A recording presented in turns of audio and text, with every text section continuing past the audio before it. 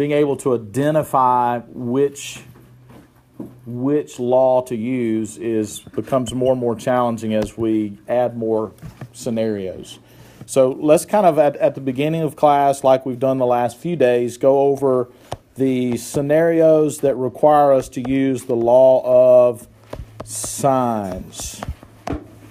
What are the scenarios of solving triangles that require us to use the law of sines? Side angle, that's the exception, right? That's the ambiguous case, side angle. What else? Angle, side, or side, angle is correct. Angle, side, angle. Excuse me. So we said that we always use the law of sines if we have two angles or if we have side angle. Side angle is the exception to our rule. But if you have two angles, we're going to be using the law of sines. Okay? Law of cosines, we did yesterday. Law of cosines requires us to use, we're required to use the law of cosines when we have two or more sides except for side angle, which is law of sines. Okay, so we use law of cosines if we have side angle side or side. So part of the challenge moving forward from here is looking at a problem and determining which law is going to be appropriate to use. So if we have two angles, law of sines. If we have two or more sides, we use law of cosines, except for the ambiguous case, which is side angle. All right? That's it. So what would we use for this problem? What's the scenario and which law would we use? Side angle side and law of cosines. Side angle side is law of cosines. Can everybody see the configuration here that this is side and then we angle and a side? We have an angle sandwiched in between two sides. Side angle side. All right, and that is law of cosines. Okay? What about this one? What do we need to do here just to be sure? Draw a picture. It's two sides, so it's law of cosines unless it's the ambiguous case, right? So A, B, C. So it's kind of enough to know which pieces we're given, right? We're given this piece, we're given this side, and we're given this side. What scenario is that? Side angle, which is the ambiguous case of the law of sines. Now, remind me, what are the cases or what are the possible answers for the ambiguous case of the law of sines? Not a triangle, two triangles, or it could just be one triangle, right? So there's three possibilities if we have side angle, and it's very important to recognize on the front end, this is side angle. I may need to look for a second. I have to look for a second triangle. And if I get an error, I'm going to check my work. If I did everything correctly, that error tells me that I have no triangle. Okay, so that side angle, we've got to be aware when that comes up. Tonight's homework is going to have some side angle problems mixed in with other problems. You got to recognize side angle and look for those special cases. Okay, what about this one? The wind. It's not a school shooter. Door's locked. Fox will get them if they come in. What is this? What case is this? Come on. Law of sines, right? How do I know that? Two angles. There's no exception to that rule. Okay, if we have two angles, we're going to use the law of sines. It doesn't matter if it's angle side angle or angle side. This happens to be angle side angle because side C is opposite angle C, which means it's between angle A and angle B. So that's angle side angle for this one. All right, let's move to this one. What is this? Side angle side is law of cosines. All right, what about this one? That's cosines. Law of cosines, side. Now, we haven't solved any like this. We're going to look at this today. This is the more difficult law of cosines scenario, just because there's a lot of calculations you have to do to get where you're going. You can't do side angle side. Last night's homework, you just put it all in the calculator and hit enter and then take the square root and you're done with the first piece. This one requires a little bit of calculation along the way. What is this one? Side angle side, which is law of cosines. All right, so today we are going to cover the final scenario of law of cosines. This is our final scenario period. And side, side, side is law of cosines. Next week we will, on Tuesday, look at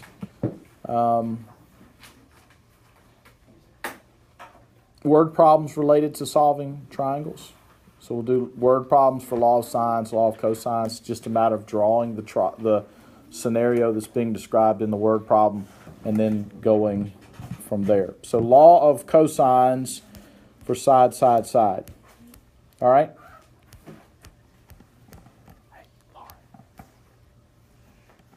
All right? Law of cosines is side, side, side. Now, which piece are we going to find first? C. Why?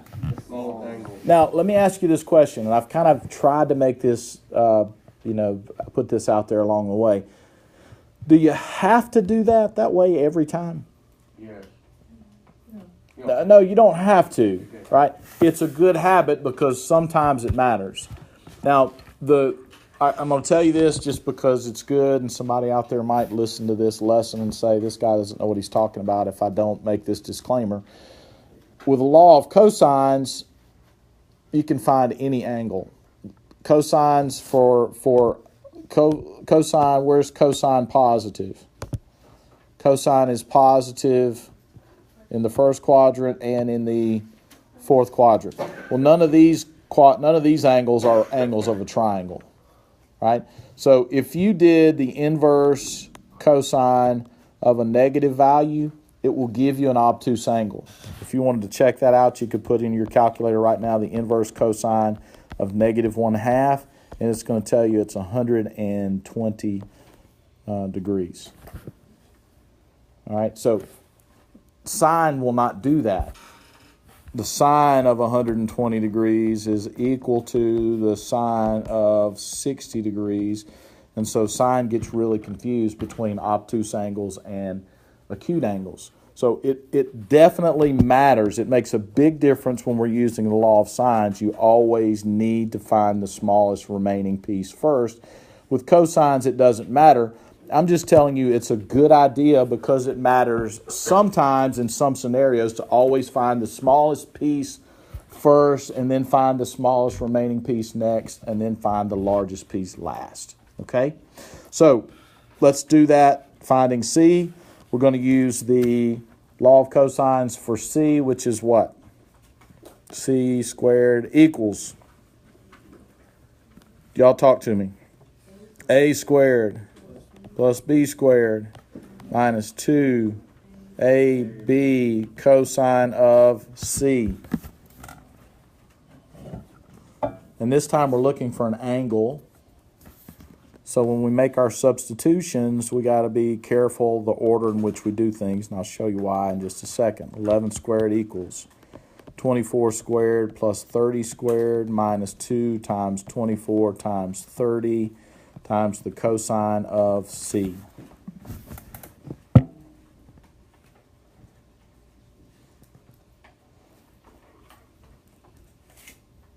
All right?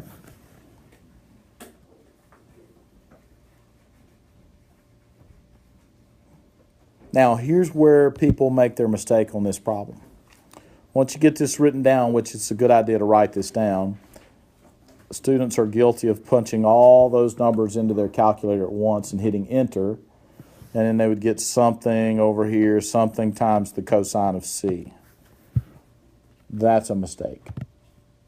It's a mistake because these three values right here are being multiplied times the cosine of C. And we can't perform subtraction before we perform multiplication. All right, so this multiplication right here is locked up. The order of operations doesn't allow us to do that. So we've got to make sure that we do things in the correct order. All right, and that means we're going to have to do some calculator punching in things. So you can, in your calculator, do what? Say it. Yeah, so you can, in your calculator, you can take 11 squared, and we can go ahead and subtract this and subtract that, right? So in your calculator, you can do 11 squared minus 24 squared minus 30 squared. But be careful doing it this way, all right? Does everybody understand why you're doing that? Because our goal is to get the cosine of C by itself. So these two things need to be subtracted from both sides. So what is 11 squared minus 24 squared minus 30 squared? Negative 15, 1440. Somebody tell me what it is. I don't know.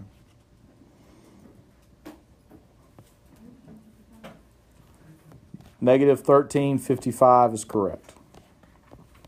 Equals. And it's okay to go ahead and multiply those things together. Negative 2 times 24 times 30 is negative 1440 times the cosine of C.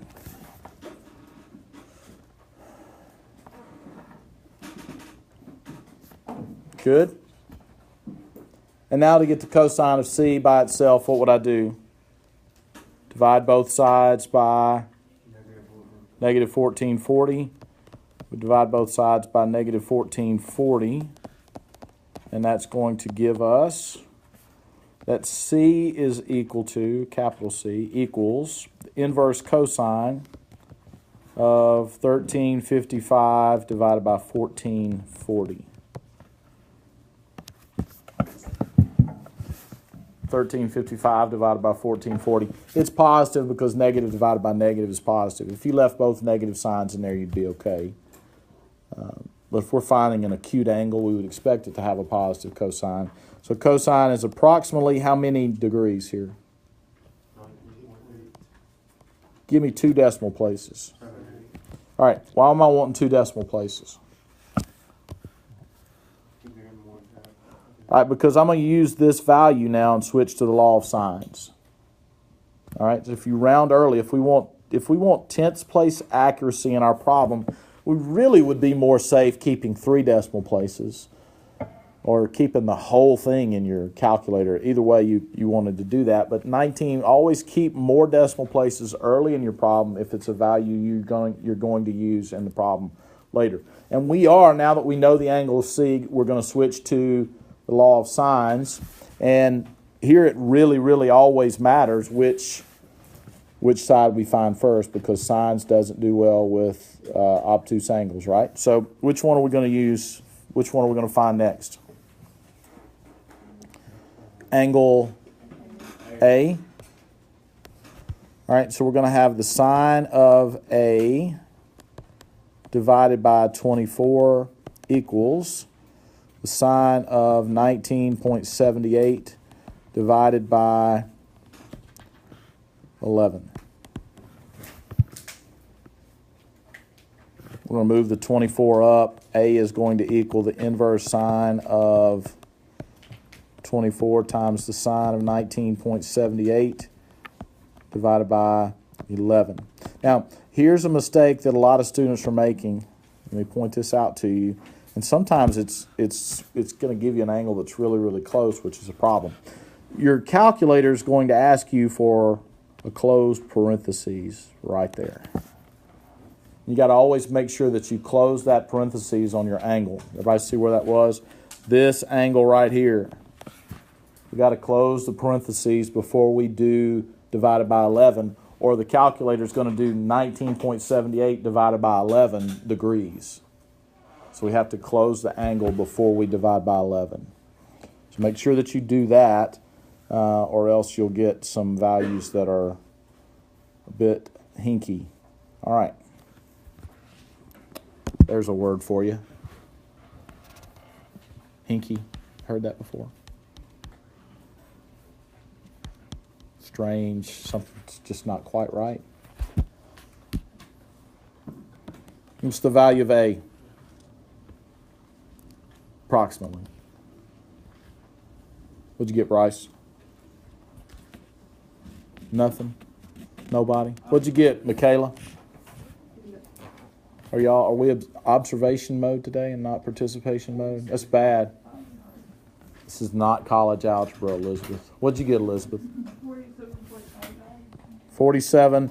Now we're not going to use that value, so I can go ahead and round it to the value that I want to use, right? And as a matter of fact, I'm now done with 19.78. I'm not going to use it again either. I can change it to 19.8. All right, and 19.8 and 45.6 added together and then subtracted from 180 gives us what? 112.6. Is that right? Angle B is 112.6 degrees, and our triangle is solved. We started with 3 sides. Now we know the 3 angles that go to those 3 sides. I think it's 114. I think you're wrong. It could be. I mean, I think I'm right. what's the answer here? What's It is 112.6. 112.6?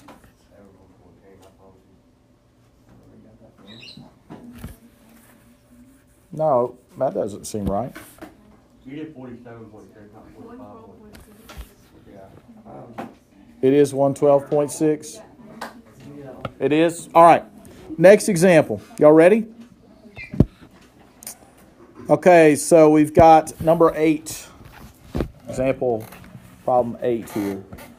Again, we're given side, side, side.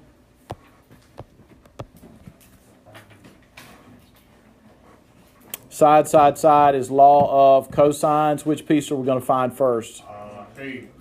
C, senor. And so we're going to use c squared equals a squared plus b squared minus 2ab cosine of c.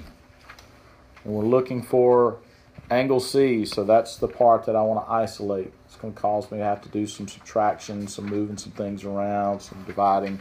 So we will get 13 squared equals 21 squared plus side B is 29 squared minus 2 times 21 times 29 times the cosine of C.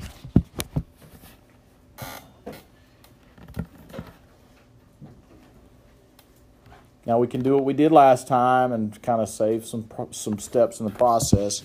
You can take your calculator and do 13 squared minus 21 squared.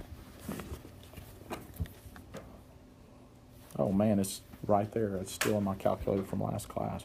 Minus 29 squared, and that gives us negative 1113 equals 2 times 21 times 29, negative 1218 cosine of C.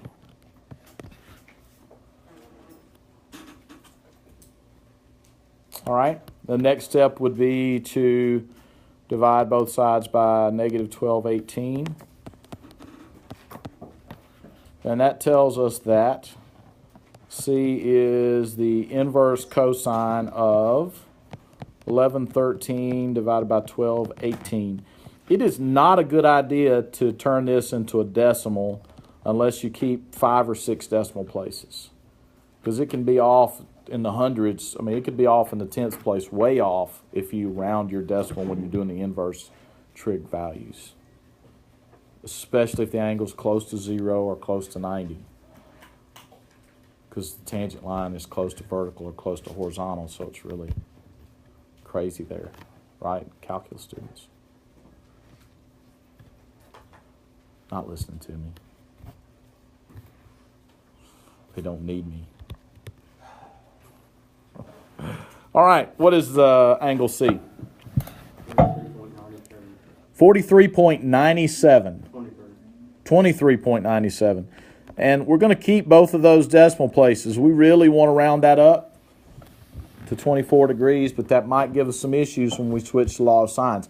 Keep the decimal places in your problem and round until we're done using the round after you're done using the values. Okay, so we've got angle C equals 23.97, so we'll switch to the law of sines. And we will find which piece next. A. Man, Bryce is all over this. Sine of A divided by 21 equals the sine of 23.97 divided by 13.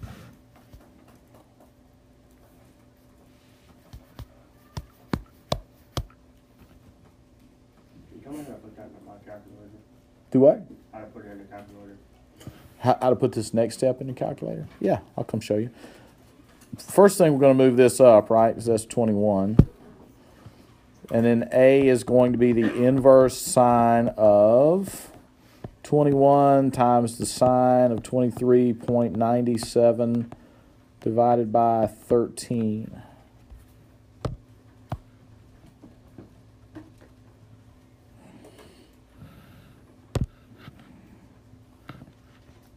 All right?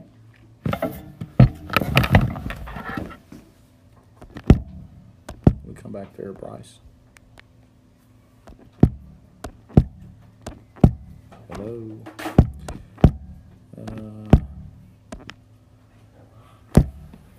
Oh well, just let it run. I think I'm already done this. Right.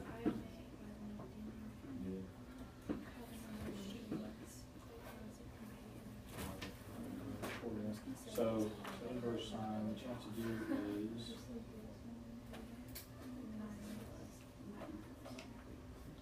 inverse sine, was it 21 times sine of 23, so close it. And not minus.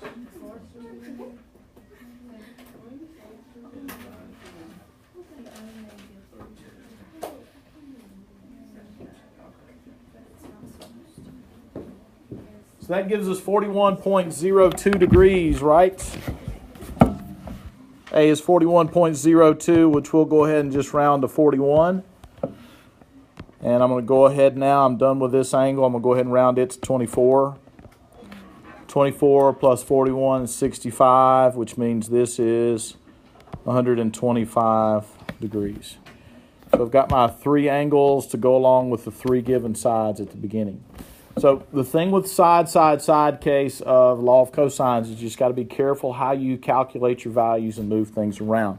I want to show you this because you might see this if you're doing some research out and about. You can take the law of cosines, a squared equals b squared plus c squared minus 2bc cosine of a, and we can manipulate some things.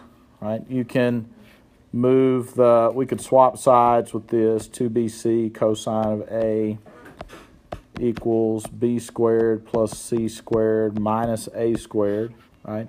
All I did is flip-flop these two terms. Divide both sides by 2bc, and you get b squared plus c squared minus a squared divided by 2bc, right? Which means that a is the inverse cosine of b squared plus c squared minus a squared divided by 2bc. Now, if you wanted to memorize a second formula, then there's a law of cosines that'll take you straight to the angle. Okay? So you might run across this somewhere in your studies. If you're looking for an angle in the law of cosines, then you can use that instead of starting with the law of cosines and doing all the calculations there. I think it's easier to just learn the law of cosines in the original form and then solve the equation for the side case. But I wanted you to see that. All right, your homework tonight is going